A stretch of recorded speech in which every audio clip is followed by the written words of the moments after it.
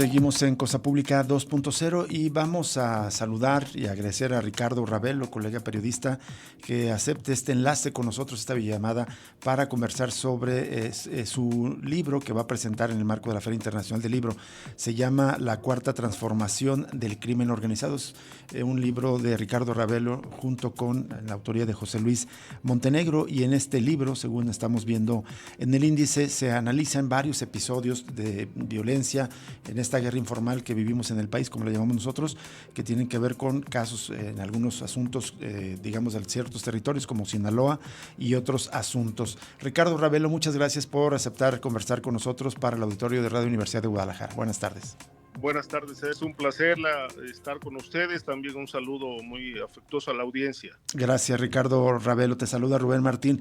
¿Nos haces un resumen, por favor, digamos, de los temas que están abordando en este libro? Digo, me parece que el título es elocuente, pero si nos precisas, digamos, algunos de los temas que están tratando en este libro, La Cuarta Transformación del Crimen Organizado.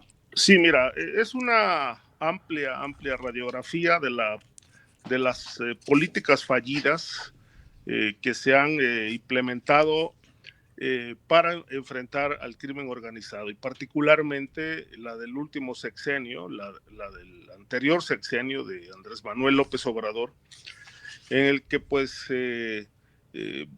vimos cómo pues el Estado prácticamente se volvió en un aparato ausente frente al flagelo criminal. Esto explica que en casi todo el país se construyeron asideros para que la delincuencia floreciera, y los datos no mienten, ¿no? Ahí están un poco más de 200,000 crímenes que se presentaron a lo largo de esta administración de López Obrador, no sin mencionar también con detalles las presuntas complicidades de personajes de su gobierno, sobre todo gente de Sinaloa que organizó la reunión aquel 25 de julio del año pasado en la finca Huertas del Pedregal, donde fue maniatado, subido a un avión y llevado a Estados Unidos junto con Joaquín Guzmán López, el señor Ismael Zambada. Viene también una larga historia de José Luis Montenegro, en la que da cuenta cómo fue asesinado precisamente en esa reunión Melesio Cuen, cómo se organizó el montaje para informar por parte de la Fiscalía Estatal sinaloense de que el exrector de la Universidad de Sinaloa había sido acribillado en una gasolinera, lo cual pues no resultó real, porque a este hombre lo mataron el día de la reunión, como confirmó posteriormente la fiscalía. Y bueno, hay varios capítulos. Está la guerra de Trump, estamos hablando también del el huachicol, las redes del huachicol que operaron impunes. Tenemos también una amplia radiografía de cómo queda Sinaloa después de la fractura que sufrió con la entrega de estos dos personajes, del Chapito y del Mayo, y la guerra precisamente en Sinaloa como uno de las mayores consecuencias que se han vivido en los últimos tiempos, entre otros. Así es. En general, digamos, ¿qué se ha modificado desde tu perspectiva, Ricardo Ravelo? Sabemos que tienes muchos años investigando situaciones de crimen organizado en el país, de inseguridad, de las políticas de seguridad de los distintos gobiernos. ¿Qué ha empeorado, mejorado, qué ha cambiado en temas de seguridad, específicamente enfrentar el crimen organizado en los gobiernos de la Cuarta Transformación desde tu análisis? Yo creo que la situación ha empeorado mucho. No podemos hablar de que haya un cambio, una mejoría en la situación de seguridad en el país. Yo creo que, digamos, en los últimos 3 sexenios, Calderón, Peña Nieto y López Obrador, pues se aplicaron políticas fallidas que fortalecieron a los grupos criminales. Esto dio pie, por ejemplo, a que con Calderón, pues el crimen organizado mexicano se internacionalizó y se volvió continental, y ahora, bueno, ya sus redes llegan a todo el mundo. Con Peña Nieto, pues más allá de la captura del Chapo, pues Sinaloa quedó intacto. y la corrupción ha estado presente, ¿no? El sexenio de Calderón se significó por una guerra pues fallida que pues terminó implicando a su secretario de Seguridad en la protección de Sinaloa. Y con Peña Nieto se siguió más o menos esa política, pero también con muchas fallas, de tal suerte que, bueno, la cuarta transformación, como se titula el libro, pues no tiene, es decir, coincide con esto de la cuarta transformación de López Obrador, pero nosotros nos referimos a 4 transformaciones que ha tenido el crimen organizado. Exactamente. ¿Cuáles serían, Ricardo, si nos haces un resumen? Sí, mira, estamos hablando de una primera que es cuando en los años 70, 80, el crimen organizado se organiza y operan como si fueran una sola familia. Es decir, en esos años había muy poca violencia porque la mayoría de los grupos criminales operaban en mancuerna, operaban aliados y tenían la protección oficial, la compraban. Era como un gran cártel que se repartía todo el territorio, con Sí, la exacto, sí. protección del Estado.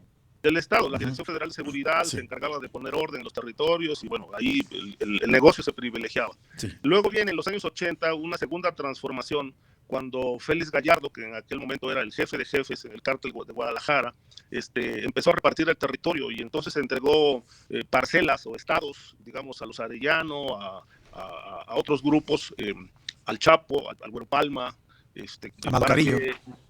Bueno, antes Amado todavía no Más figuraba, después, era de acuerdo. Aguilar, es cierto. Rafael Aguilar Guajardo, y en el Golfo, pues a Juan García Ábrego y a otros que después pues destacaron. Y ahí pues esa es una segunda transformación que resultó pues una decisión fallida porque ahí derivó la guerra entre cárteles y se empezaron a pelear territorios. Esta guerra duró muchos años, hasta digamos los años 90, 2000, en los que el crimen pues empezó a ajustar cuentas se empezaron a ajustar cuentas unos con otros y se empezaron a matar, a generar baños de sangre en distintos puntos del país, hasta que llega la ruptura del PRI, la pérdida del poder en 2000 con Vicente Fox. Y entonces ahí empieza una tercera etapa en la que el crimen empieza a tomar mayor control territorial y ya se empiezan a ver los primeros signos de cómo el crimen organizado quiere el poder político. Empieza a tocar la puerta a alcaldes, a gobernadores para pactar, se hacen de los servicios de las policías municipales y la inseguridad va subiendo porque las policías dejan de servir a la sociedad y entonces entran a las nóminas de los grupos criminales.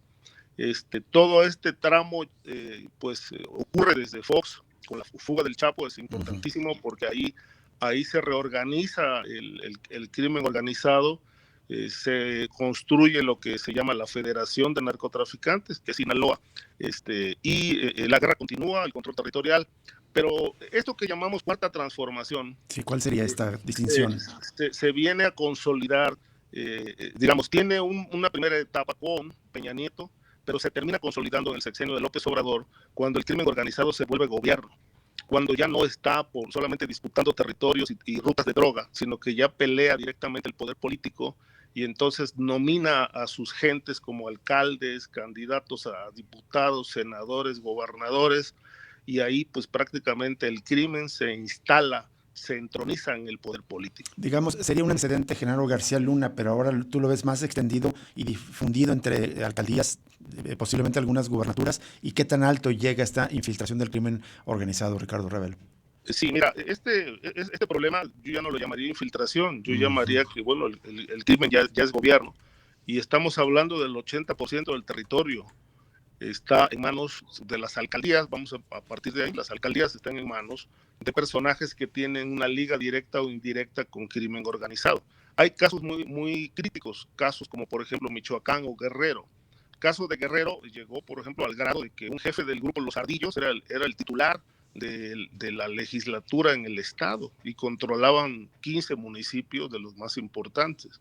En Michoacán, pues bueno, casi la totalidad de los ayuntamientos, salvo unos 20, están controlados por grupos identificados con cárteles, lo mismo que Morelos, Veracruz, etcétera. O sea, hoy estamos hablando de que el crimen gobierna amplios márgenes territoriales y no dudo que, bueno, esta es una estructura político-criminal que, pues con la que el régimen actual ha ganado muchas posiciones en el país, elecciones, el Congreso, porque teniendo como aliado al crimen, pues bueno, echan mano del instrumento del terror para poder bajar de la contienda a candidatos que le puedan competir. Así es.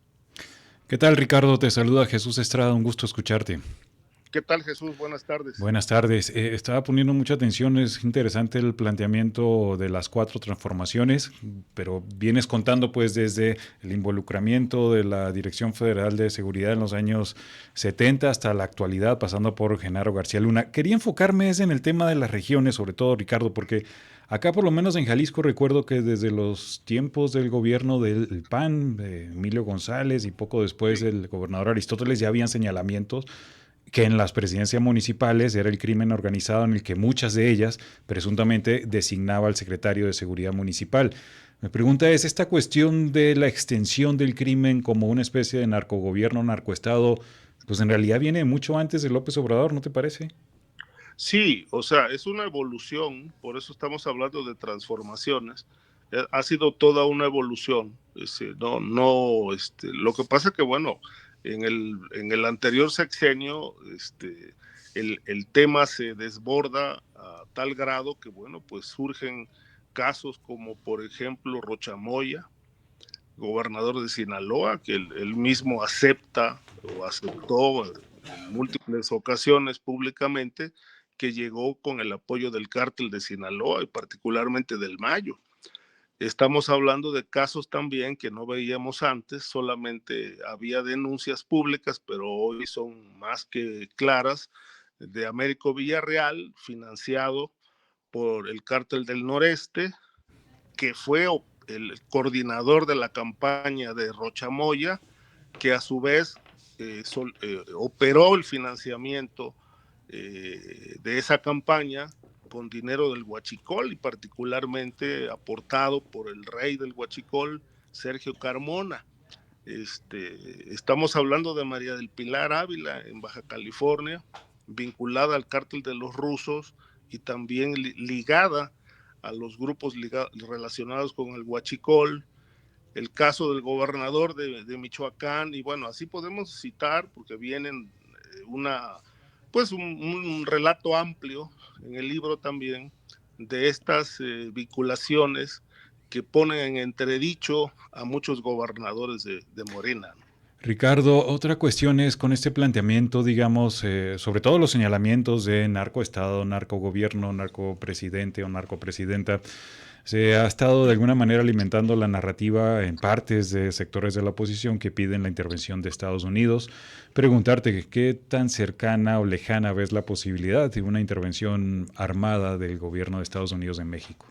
Mira, yo creo que si Estados Unidos lo decide, lo hará.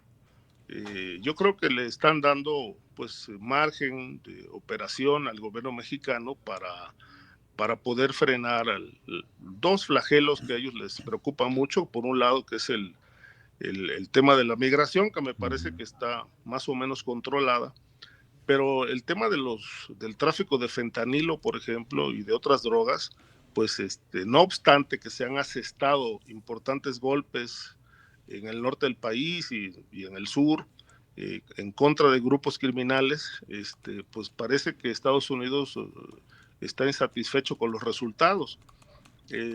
Sobre todo aquí me detengo un poco, Sí. porque lo que hoy se está descubriendo, toda esta red de huachicol, todo el tema del fentanilo, todo esto de los gobernadores vinculados a estas actividades, pues en el pasado inmediato y particularmente en el gobierno de López Obrador se negó absolutamente.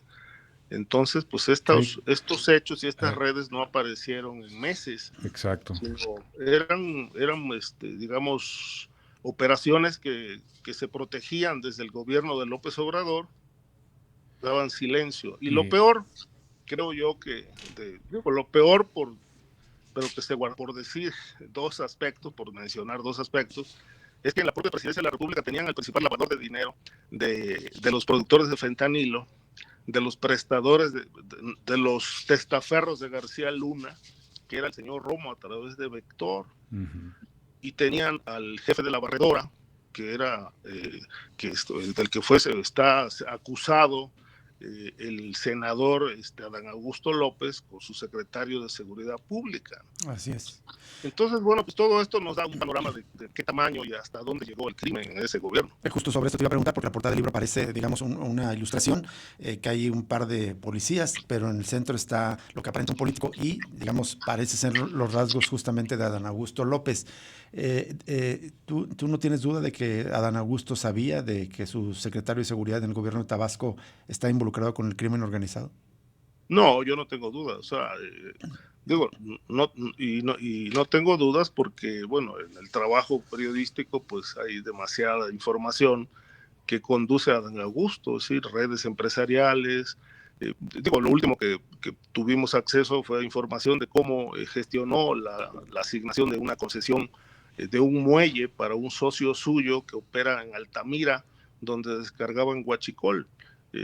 Por ejemplo, ¿no? Las empresas de Ram Bermúdez Requena, que estaban ligadas a esta actividad también, pues él las creó, las constituyó en su notaría, tenían también un plan de suministrarle guachicol al Tren Maya, entre otros negocios, digo, de los que más o menos han salido a la luz pública, y paralelamente lo que también detona muchísimo asombro, por no decir que enojo y sorpresa, es pues el alto más bien nivel de impunidad que hay en el gobierno, el pacto de impunidad que ha impedido que estos personajes sean investigados. Ahora, en este recuento, volviendo al título, la cuarta transformación del crimen organizado, lo que ya nos estás dejando en claro, que esto viene de 50 años atrás. En este caso, entonces, ¿el Estado es cómplice del crimen organizado? ¿No quiere combatirlo? ¿No puede combatirlo? ¿Cuál sería, digamos, brevemente, porque ya casi nos tenemos que ir a corte, Ricardo, sí, el análisis, la lectura que nos podría dar? todo indica que no, que ha sido un gran negocio histórico de los hombres del poder. Y en el último, digamos, en el último sexenio, el de López Obrador, pues queda muy claro que hubo de todo menos cuarta transformación. En este ámbito. Ricardo, muchas gracias por aceptar conversar con nosotros. Presentas el libro este sábado, ¿no? Este sábado 30, sí. 29, ¿no? Exacto, perdón, 29, sí.